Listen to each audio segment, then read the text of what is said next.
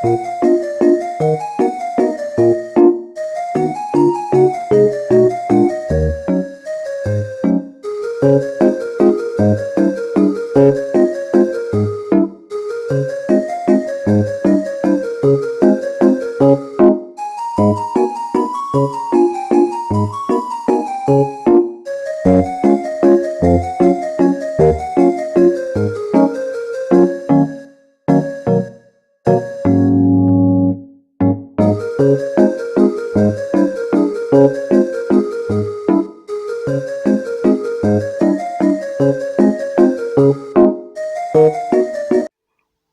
সকাল বন্ধুরা, আবার চলে আসলাম নতুন আরেকটা ব্লগ নিয়ে। আজ আমাদের গণপতি বাপ্পার আসন পেতেছে, কারণটা তোমাদেরকে বুঝাবো। তো মা আজ ঠাকুর সেবা দিচ্ছিল, এখন বাজে 10টা। মার ঠাকুর সেবা দেওয়া কমপ্লিট হয়েছে, তখনই ভাই নিয়ে আসলো দাদার বিয়ের কার্ডগুলো। তো জোগাড় দিয়ে ঘরে এনেছে। মায় ভাবলো পুজো দেওয়া হয়েছে, যদি এখন গণপতি বাপ্পার আসনটা পেতে বিয়ের কার্ডগুলো তো একটু পুজো দিয়ে দিই, আর প্রথম নিমন্ত্রণটা গণেশ বাবাকে জানিয়ে দিই। তাই দেখো, থালাতে প্রদীপ, ধূপ, সিঁদুর, ঘণ্টা, ধান দুব্বা, আর আমাদের যে দাদার আশীর্বাদ হয়েছিল, কাঁচা টাকা দাদাদের সিঁদুর ভরিয়েছিল, ওই টাকাটাও নিয়েছে। তো ভোগ দেওয়ার জন্য ঘরে কিছু ছিল না, কিন্তু বাতাস আর নকুলদানা ছিল, মা ওটা দিয়েই ভোগ লাগিয়েছে। তো গণপতি বাপ্পার আসনটা সুন্দর করে পেতে ধান দুব্বা নিয়েছে, সব কিছু দিয়ে এখন পুজো দিচ্ছে। দেওয়ার পর বিয়ের কার্ডগুলোতে সিঁদুর আর ধান দুব্বা দিয়ে জোগাড় দিয়ে প্রথম নিমন্ত্রণটা গণপতি বাপ্পাকে জানিয়ে দেবে। তারপর আমাদের রিলেটিভদের জানাবে। আর আমাদের আরেকটা নিয়ম আছে, পাত্রীপক্ষের বাড়িতেও আমাদের কিন্তু বিয়ের কার্ড দিয়ে নিমন্ত্রণ করতে হয়। তো আজ তো আর যাবে না, অন্য একদিন যাবে। তো আমাদের এটা নিয়ম, পাত্রপক্ষে হোক বা পাত্রীপক্ষে হোক, দুজনের বাড়িতেই কিন্তু এরকম নিমন্ত্রণ জানায়। তো আমাদের যেটা নিয়ম আমরা ওটা পালন করি, মানে আমাদের মা ফ্যামিলিটা করে। তো কার্ড দিয়ে কিন্তু পাত্রীপক্ষের বাড়িতে গিয়েও নিমন্ত্রণ জানিয়ে আসবে। তো ওরা তো বিয়েতে আসবেই, বা বিয়ে তো ওদের বাড়িতেই হবে, তবু আমাদের রিসেপশন পার্টি আছে। তো আমরা কার্ডটা কেন বানিয়েছি, বিয়ের জন্যই বানিয়েছি। তো ওটা হিসাবে আমাদের মানে নিমন্ত্রণ নিজেদের মানুষদের, রিলেটিভ মানুষদেরই করতে হয়। তাই ওই নিমন্ত্রণটা জানাতে হয়। গণপতি বাপ্পাকে প্রথম জানানো হয়েছে, তারপর রিলেটিভদের জানানো হবে, তারপর এই পাত্রীপক্ষের বাড়িতে গিয়েও নিমন্ত্রণ জানাতে হবে। তো মা ধান দুব্বা সিঁদুর দিয়ে দেখো সুন্দর করে জোগাড় দিচ্ছে, তারপর হলো আসনে দেবে একটা বিয়ের কার্ড।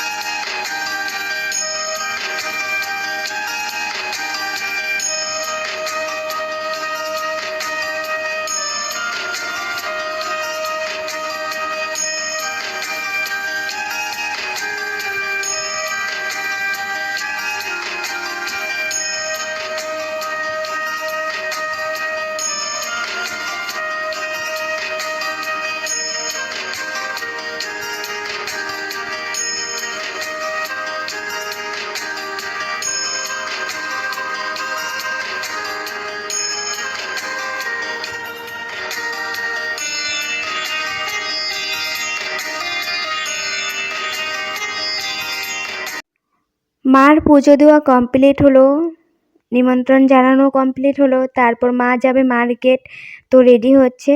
তো আমি চলে আসলাম রান্নাঘরে। আগের দিন রাত্রেবেলাতেই না আমি বুটের ডাল রেখে দিয়েছিলাম জল দিয়ে, ভেবে রেখেছিলাম সবজির ডাল বানাবো বলে। তো সকালবেলা মাছ রেখে দিয়েছে, আমি তো আর জানি না সকালবেলা মাছ রাখবে। তো ভাই রেখেছে, মা আবার মাছগুলো কুটে বেছে সুন্দর করে নুন হলুদ মেখে ফ্রিজে রেখে দিয়েছে, তারপরে স্নান করে এসে পুজো দিল। তো এখন ডালটা ভিজিয়ানো হয়ে গেছে, তো আমি ভাবলাম যে ক্লিন করে বসিয়ে দিই, প্রেসারে সিটি দিয়ে নেই, তারপর সবজির ডাল করব। তো আগের দিন ভেবে রেখেছি, ডালগুলোও রেখেছি, তো ডাল তো আমাদের রোজ হয়, তো আজ ডালটা আমি একটু অন্যরকম করে করছি। গাড়ুর ডাল যখন আমরা খাই তখন না খেতে ইচ্ছে করে না, তো অনেক দিন পর না আমার খেতে ইচ্ছে করে। তো রাত্রেবেলা সবজি দেখে আমি ভেবে নিয়েছি যে ডাল আছে যদি বুটের ডাল, তো আমি একটু সবজির ডাল বানাবো। তো ওটাই করছিলাম। তো কাঁচা লঙ্কা দিয়ে দিয়েছি চিড়ে। তো তোমরা ভাবতে পারো অনেকগুলো কাঁচা লঙ্কা দিয়েছি, কিন্তু কাঁচা লঙ্কাগুলো যে ঝাল নয়, তাই বেশি করে দিয়েছি। তো এই দেখো সবজিগুলো অল্প করেই কেটে নিয়েছি, বেশি করে আর করব না, অল্প করেই নিয়েছি। এখানে কোয়াশ, আলু, বরবটি, পটল এগুলো আছে। তো ক্লিন করে নিয়েছি, তো একটু সিদ্ধ করেও নিব, তারপরে ডালে দেবো। ডালটা তো প্রেসারে দিয়ে দিয়েছি। আর হ্যাঁ, আমি কিন্তু একটু শর্টকাট করে তোমাদেরকে দেখাচ্ছি, পুরো দেখাবো না, কারণ আমি হিন্দি চ্যানেল আছে তোমরা জানোই, ওটাতে রেসিপির সাথে সাথে এখন ব্লগও শেয়ার করি। তো ওখানে আমি রেসিপিটা সুন্দর করে শেয়ার করে দেবো, আর ডেলি ব্লগও শেয়ার করি, কারণ অনেকেই না বেঙ্গলি বুঝে না, আর আমি হিন্দিও তেমন ভালো করে বলতে পারি না, কিন্তু ট্রাই করি বলার, বলতে বলতে শিখে যাব। তো যারা মানে একটু হলো হিন্দির কথাটা শুনে হয়তো বুঝে নেয়, কিন্তু বাংলাটা তো একদমই বাংলাতে বলি না, তাই একটু প্রবলেম হয়। আর হিন্দিতে আমি যেটুকু পারি বলার চেষ্টা করি, তো যে যাদের বুঝার তারা কিন্তু বুঝে নেয়। তো যাই হোক, তো দেখো আমি কিন্তু সিটি দিয়ে ডালটা, তারপর ঘুটনা দিয়ে হলুদ দিয়ে সবজিটাও বয়েল করে নিয়েছিলাম, দিয়ে দিয়েছি সবজিটা, হলুদ দেওয়া হয়ে গেছে। তো এখন ফোড়ন দিব, শর্টকাট করে দেখালাম। তো ওখানে আমি ভালো করে দেখিয়ে দেবো। আজ হয়তো তোমাদের ওখানে মানে শেয়ার করছি না, কারণ একসাথে আমি চারোদিকে শেয়ার করি না, কারণ অনেক এমবির প্রয়োজন হয়। যখন আমি ভাইদের থেকে নিতে পারি 5G, তখনই আমি মানে শেয়ার করি। তো যাই হোক, এখন ফোড়ন দিচ্ছি, তারপর মাছ আছে, মাছও বানাবো, তো ওটাও অল্প স্বল্প তোমাদের সাথে শেয়ার করব।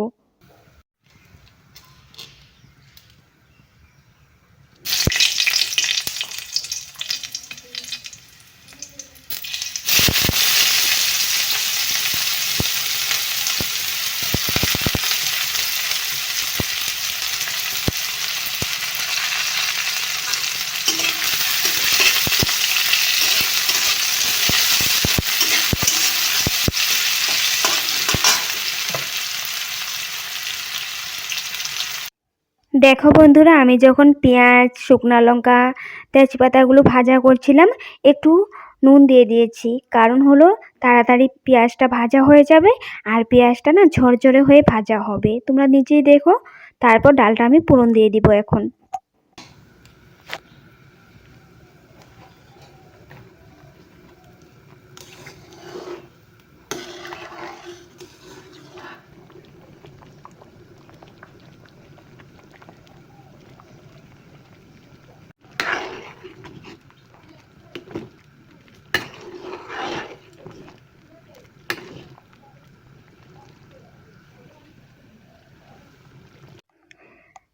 দেখো আমি ডালটা দুভাগে নামিয়ে নিয়েছি, আর উপর থেকে এক ভাগে আমি ধনা পাতা দিয়ে দিলাম। রাতের ভাগটাতে ধনা পাতাটা এখন দিলাম না, রাত্রে আবার গরম করে তারপর ধনা পাতা দেওয়া হবে।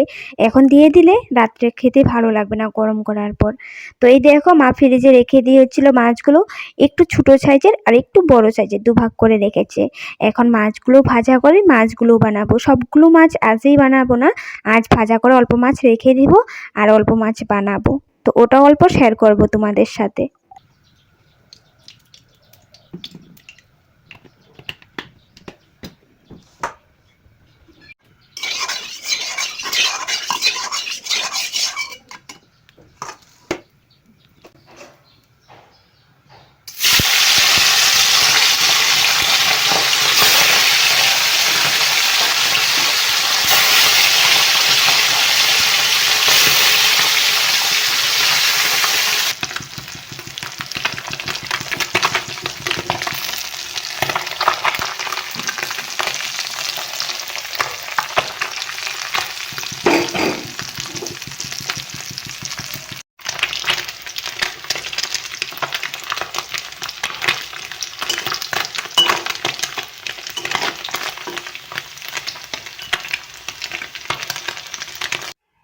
দেখো বন্ধুরা, আমার কিন্তু সবগুলো মাছ ভাজা হয়ে গেছে। তো এখন ওই ভাজা কড়াইটাতে কিন্তু আমি মাছের ঝোলটা করব। মশলা আমি করে নিয়েছি। আর হ্যাঁ, দিদি বাইরে দিয়ে কাজ করছিল, তো দিদিকে আমি ভাত দিয়ে দিয়েছিলাম। আমি যে সবজি ডাল করেছিলাম, ওই সবজি ডাল দিয়ে আর মাছ ভাজা দিয়ে দিদিকে ভাত দিয়েছিলাম। দিদিকে বসতে বলেছিলাম মাছের ঝোলটা হওয়া তৈরি, কিন্তু দিদি বসবে না বলছিল, খাবেই না। তো আমি জোর জবরদস্তি আমি বললাম, আমি একটু ডাল বানিয়েছি, খেয়ে দেখো অল্প করে ভাত। তারপর জোর জবরদস্তি করে অল্প গরম ভাত, ডাল ভাত দিয়ে তারপর মাছ ভাজা দিয়েছি। দিদি বলছে ডালটা ভালোই হয়েছে। তো যাই হোক, কেউ যদি কমেন্ট করে ভালো লাগে। তো যাই হোক, এখন দেখো মাছের ঝোলটা করছি। পেঁয়াজটা পুরন দিয়ে মশলাটা দিয়ে দিয়েছি। মশলাতে কি কি দিয়েছি এখন আর বলছি না, কারণ রেসিপি যখন শেয়ার করব সব কিছু ডিটেলসভাবে ওই ব্লগে, ওই চ্যানেলে, তখন আমি বলে দেব। তো এই দেখো, মশলাটা একটু ভাজা করে নিয়েছি। এখন একটু টমেটো দিয়ে দিব, তারপর ঝোল দিয়ে দিব, তারপর মাছ অল্প দিয়ে দিব। তো বেশি ঝোল বানাবো না, অল্প করেই বানাচ্ছি।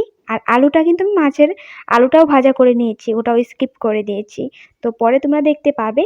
তো দেখো কতটুকু তোমাদের সাথে শেয়ার করেছি।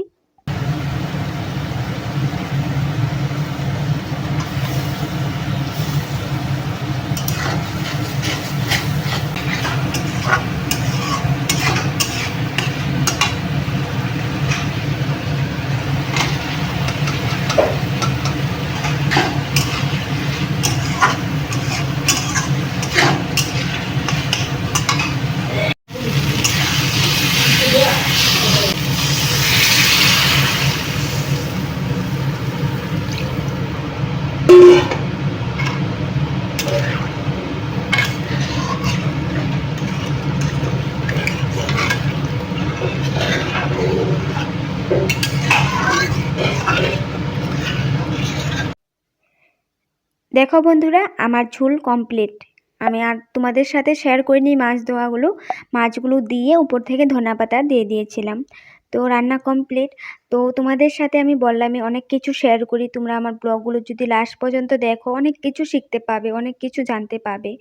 যারা অলরেডি জানো তবে ভালো কথা, কিন্তু যারা জানো না কিন্তু তাদের জন্য অনেক হেল্প হবে। তো কড়াইয়ের গরম ভাপ আমার হাতে লেগে গেছে। আমি জানি এটাতে ঠোসা পড়বে, কারণ অনেক গরম লেগেছে ভাপটা। তো আমি বুঝতে পারছি, কারণ জল ছিল অনেক। এই দেখো লাল হয়ে আছে। তো এইটা ঠোসা না হোক, না পড়ুক, তার জন্য আগেই তোমাদেরকে একটা ট্রিক করতে হবে, যেটা তোমাদের আগে থেকে স্টোর করতে হবে। ওটা হলো, তোমরা যখনই দেখবে শিলাবৃষ্টি হচ্ছে, শিল পড়ছে, ওই শিলগুলো তুলে একটা বোতলে ভরে রাখবে। ফ্রিজে রেখে দেবে, না হয় অন্য জায়গাতেও রাখতে পারো। তো ওই জলটা যখনই তোমাদের এরকম আগুনের ভাপ লাগবে বা কিছুতে গরম ভাপ লাগবে, তোমরা ওই জলটা দিয়ে দিবে। তখন তোমাদের ওই ঠুসা পড়বে না, সুন্দর নর্মালি মানে জ্বালাটা তো করবে, জ্বালা যন্ত্রণা হবে, কিন্তু ঠুসা পড়বে না। ঠুসা পড়লে তো অনেক জ্বালা যন্ত্রণা হয়। অল্প টাইম তোমাদের সহ্য করতে হবে। জলটা দিলে অনেক ঠান্ডা মনে হয়, আর ঠুসা পড়ে না। আর উপরে একটা যেটুকু মানে তোমাদের মানে ভাপটা লেগেছে, ওই ভাপ মতো তোমাদের ওই ছালটা উঠে যায়, কিন্তু ঠুসা পড়ে না। তাই ওটা অনেক ভালো। ওই জলটা, বরফের জলটা তোমরা এরকম রাখতে পারো স্টোর করে। আর এই দেখো, তারপর আমি ইভিনিংয়ে ভেবেছি যে ফেসিয়াল করব, তাই ফেসিয়াল নিয়ে চলে আসলাম। এই ফেসিয়ালটা আমি দুর্গাপূজার সময়ও করেছিলাম। তো দুবার হলো আজকে। তো আবার করতে পারবো, মানে ছোটো কিট। এটা ইউজ করতে গেলে যাদের মুখ বড়, তো একবারই ইউজ করা যায়, কিন্তু না, আমি বলবো এটা দিয়ে তোমরা 3বার ইউজ করতে পারবে। তো 3বারে আমি করছি। 3বার বলতে গেলে আজ দুবার হলো, আরেকবার আমি করতে পারবো। তো বিয়ের আগে আগে আরেকবার করে নিতে পারবো। তো আমি ফেসিয়াল কিট আরেকটা এনেছি, ওটা হালদি চন্দনের ফেসিয়াল কিট, এখনও করা হয়নি। ওটাও তোমাদের সাথে যদি পারি আমি শেয়ার করব। তো সময় মিলিয়ে সব কিছু করি, তোমরা জানোই। আর এই দেখো, আমি কিন্তু ফেসিয়ালের স্টেপগুলো সবগুলোই করেছি, কিন্তু আমি সবগুলো স্টেপ তোমাদের সাথে শেয়ার করিনি। মাসাজিং স্টেপটাই তোমাদের সাথে শেয়ার করছি, কারণ লং হয়ে যাবে ব্লগটা অনেক, আর অনেক এমবিরও প্রয়োজন পড়বে। আর আমি এই ফেসিয়ালটা আমি ফার্স্ট টু লাস্ট আমি শেয়ার করব আমার চ্যানেলে, কিন্তু এখন আর করছি না। তো যখন আমি করব তোমাদের সাথে শেয়ার করব, তোমরা দেখতে পাবে। যাদের ফেসিয়াল ঘরে বসে করার ইচ্ছে থাকে, শাদি মানে এখন তো সিজনটাই চলছে, বিয়ের সিজন। তো সবাই চায় একটু ফেসিয়াল করতে, একটু গ্লো করতে মুখটা ঘরে বসে। আর ঠান্ডার দিনে ফেসিয়ালটা করা অনেক ভালো। মাসে তোমরা 2বার ফেসিয়াল করে নিবে, দেখবে তোমাদের স্কিনটা অনেক সুন্দর হবে। তো যাই হোক, ফেসিয়ালটা করতে অনেক ভালো লাগছে আমার। কারণ একটু রৌদ্র এসেছে, যে রৌদ্রটা সামনে এসে গেছি। তো সামনে বসে রৌদ্রটা হালকা, হালকা রৌদ্র পড়ছে। তো মানে ঠান্ডা ভাবও হচ্ছিল, কিন্তু এখন ঠান্ডার দিন ঠান্ডা ভাবটা থাকবেই। তো একদম বেলা শেষ, তো আমি ভাবলাম যে আজ করবোই আমি ফেসিয়াল। কারণ সময়ই পাচ্ছি না। তো আজ করব, কাল করব, পরশু করব, এরকম করতে সময় চলেই যাচ্ছে। একের পর এক দিন যাচ্ছে। সকাল হতেই বিকেল হয়ে যায়, বিকেল হতেই আবার সকাল হয়ে যায়, সন্ধ্যা হয়ে যায়। এরকম করতে দিনটা শেষ হয়ে যাচ্ছে। তো এরকম করলে তো হবে না। তো এরকম আজকের দিন করব না, কালকে করব, এরকম করতে সময় যাচ্ছে। তো আমি ভেবে রেখেছি আজ করবই করব। তো আজ কষ্ট হয়েছে, অনেক কিছু কাজ করতে হয়েছে, তবুও আজ আমি ফেসিয়াল নিয়ে বসে পড়েছি। কারণ ফেসিয়ালটা আছে যদি, আর আমি নিজে করতে জানি যদি, দাদারও বিয়ে এসে গেছে সামনে, আর এখন বিয়ের সিজন চলছে, তোমাদেরও হেল্প হবে যদি আমি কিছুটা শেয়ার করি, তাই ফেসিয়ালটা শেয়ার করছি। আর এখন আমি ম্যাসাজিং ক্রিমটাই কিন্তু শেয়ার করছি। প্রথমে প্রসেসগুলো আমি শেয়ার করলাম না, ওটাও তোমাদের সাথে শেয়ার করলে ভালো হতো। এমনিতে ব্লগটা অনেক লং হয়ে গেছে, তাই আমি প্রথম থেকে শেয়ার করলাম না, কিন্তু প্রথম থেকে শেয়ার করব।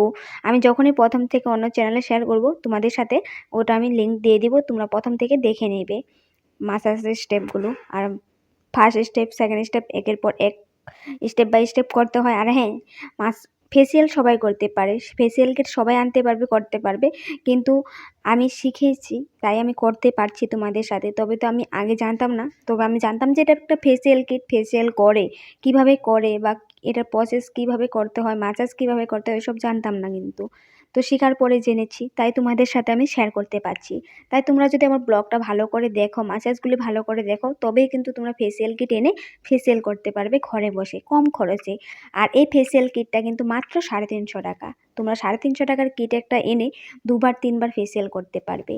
তো এটাই তো ভালো না? পার্লারে গিয়ে 2000, 700, 800 টাকা, 1000 টাকা এগুলো খরচ করার থেকে একটা ফেসিয়াল কিট আমি 2বার 3বার করতে পারাইটাই ভালো।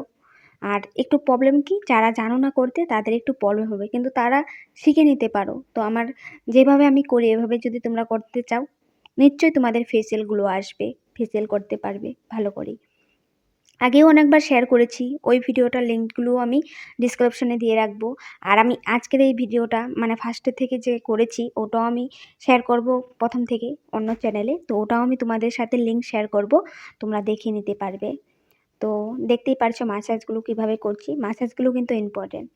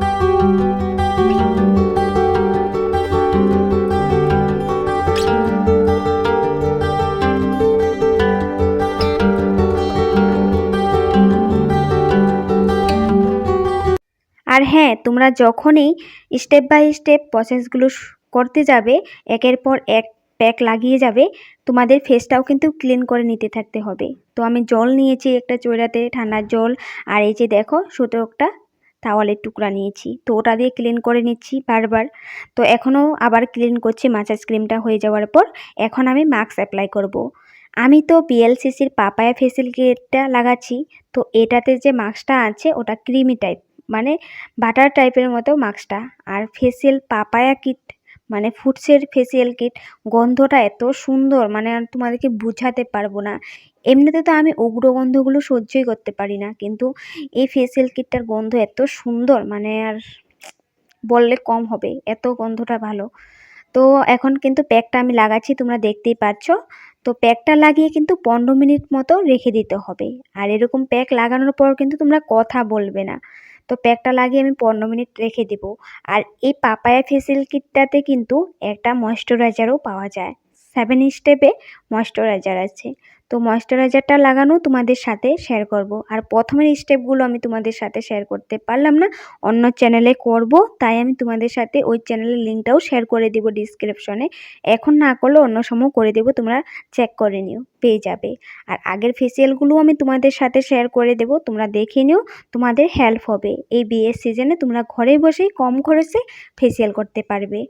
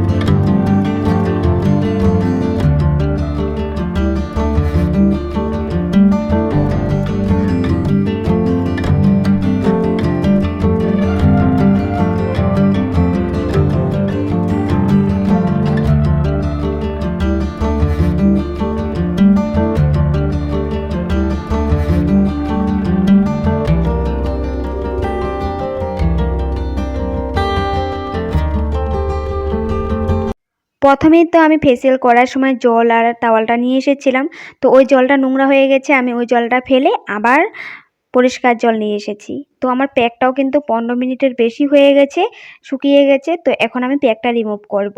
আর তোমরা দেখতেই পাচ্ছ বেলাটা একদমই শেষ, রোদ্দু চলে গেছে। তো এখন আমি প্যাকটা আমি রিমুভ করছি। তোমরা চাইলে একটু জল ছিটা দিয়ে মুখে তারপর মাসাজ করেও তুলে নিতে পারো, না হয় এরকম ছোটো একটা তাওয়াল ভিজিয়ে রিমুভ করে নিতে পারো। যেভাবে আমি করছি এভাবে করতে পারো, ভালো করে রিমুভ করতে হবে। তারপরেই কিন্তু তোমাদের যে প্যাকটাতে মানে ফেসিয়াল প্যাকটাতে যেটা ময়েশ্চারাইজার পাওয়া যায় ওই ময়েশ্চারাইজারটা অ্যাপ্লাই করবে। তাই তোমরা নিজেই দেখে নাও আমি কীভাবে ভালো করে ক্লিন করছি।